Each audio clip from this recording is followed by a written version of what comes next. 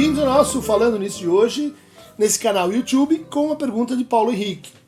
Olá, Christian, poderia dizer a psicanálise, em sua base, é conservadora ou pretende-se apolítica?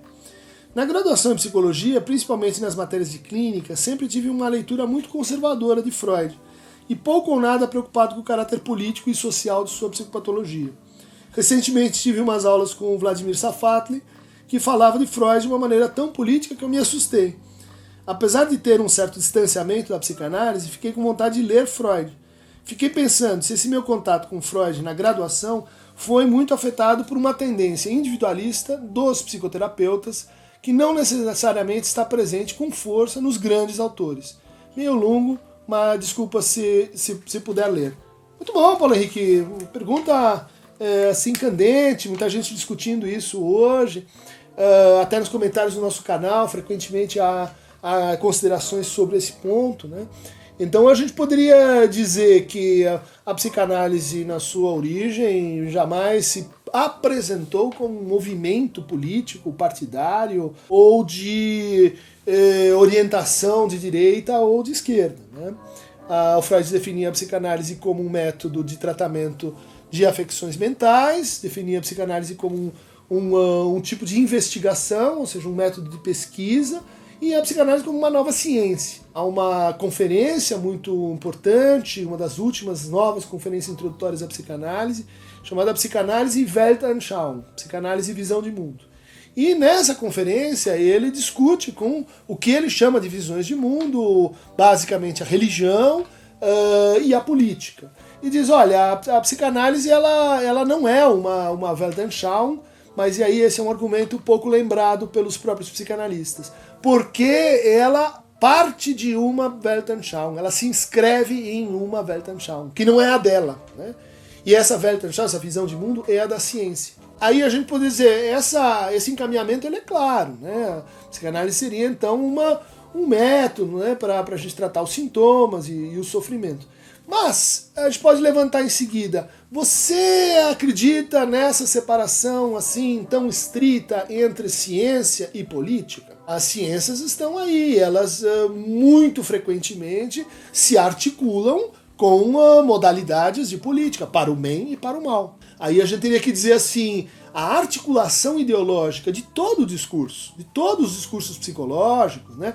Jung, análise experimental do comportamento, Gestalt, qualquer teoria, qualquer método, ele vai ter essa potência de ser articulado ideologicamente ou articulado criticamente. De tal maneira que a tua pergunta assim, não, mas e na essência, e na base? Então é política ou é apolítica? Isso depende de como você considera a psicanálise, isso depende do que você considera ser política. As coisas vão se tornar um pouco mais complexas quando o Lacan vai dizer assim, é verdade que a psicanálise se define dessa maneira, mas a psicanálise é também e ainda uma ética. A ética é um campo muito próximo da política. Além disso, ele vai dizer assim, a psicanálise é também um discurso, né? Um discurso, um laço social, pela definição lacaniana, o discurso do psicanalista, né? Que pode então analisar e intervir em outros discursos. Quais são esses outros discursos? O discurso do mestre, né? Parece assim ser uma óbvia infiltração política, né? O discurso da universidade, outra óbvia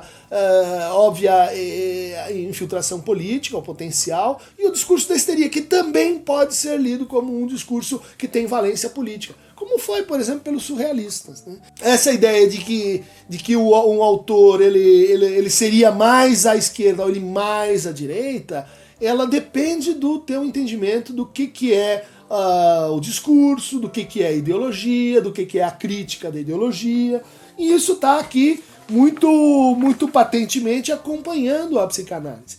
Eu acho que o que a gente tem observado de 10 anos para cá, a existência desse canal faz parte desse giro, né, vamos chamar assim, da psicanálise para o quê? Para olhar mais a gênese dos nossos modos de sofrimento. E não só, né, pensar nos efeitos que isso deixa para as pessoas. A gênese econômica, a gênese social, a gênese cultural, a gênese educativa. Né? Quer dizer, a psicanálise, você vai dizer assim, ela está se ocupando de um problema que talvez não fosse tão forte assim para ela no começo. Mas se você for pegar um texto como Moral Sexual Civilizada e Doença Nervosa Moderna, lá o Freud vai dizer, olha, com uma cultura repressiva da sexualidade, como a gente tem hoje, com uma cultura que aplica uma moral dupla às mulheres, né? Quer dizer, as mulheres têm que ter um tipo de sexualidade que os homens podem ter outro tipo, com a supressão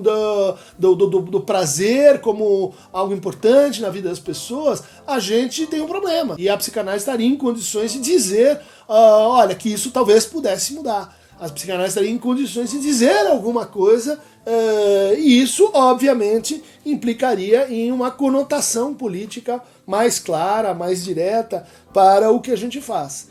Um outro elemento desse giro que acontece na psicanálise, não é só na psicanálise brasileira, né? A gente vai pegar fenômenos como o Slavoj Žižek, vai pegar o trabalho de Miller, de Soler, de Melman, todos eles vão ter um giro para as discussões mais sociais e indiretamente políticas. Então aí a gente viu coisas boas e coisas ruins, porque quando você então passa a entrar nesse debate, você também revela preconceitos que não foram criticados, você revela conceitos que não são tão bons, você vai alterando toda a articulação entre crítica e ideologia.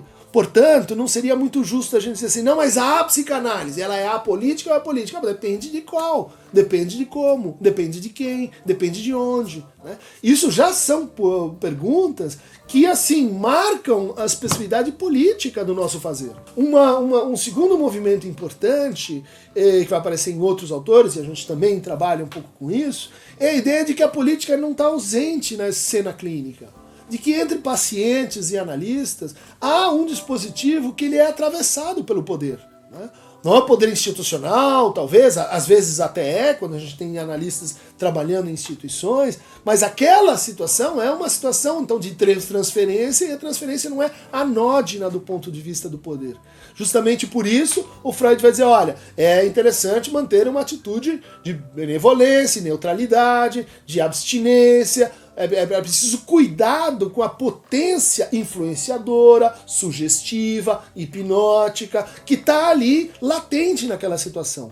Tanto do lado assim do analista que pode exercer o poder quando ele não tem os fundamentos da sua prática, repetindo aqui uma tese do Lacan, quanto a demanda de que, do lado do paciente, de que o psicanalista exerça o poder sobre ele. Diga-me o que eu faço, eu estou perdido, preciso de amparo, faça e responda a algo que o quê? Que consolida uma determinada forma poder. Então isso é muito importante da gente estudar, não só então porque a psicanálise vai dizer algo para a política, porque a política está fora, mas porque a política está dentro, ela está ali, está naquela relação. Então o trabalho de cura é também um trabalho, a gente poderia dizer, na psicanálise, bom, que o Lacan criticou, psicanálise do eu, mas ali estava claro, é um trabalho de individualização, um trabalho de autonomização, um trabalho de emancipação, são temas políticos. Né? Quer dizer, quando a gente vai atravessando as alienações que estão naquele sujeito, olha o conceito aí de alienação. Então, acho que depende, né? A tua resposta aqui é de que considero que a psicanálise pode ser muito conservadora e ela pode ser muito crítica. Depende de como é feita, depende de como é pensada. Paulo Henrique, valeu pela pergunta. Para quem quiser mais fragmentos subversivos, clique aqui em Aqueronta Mover.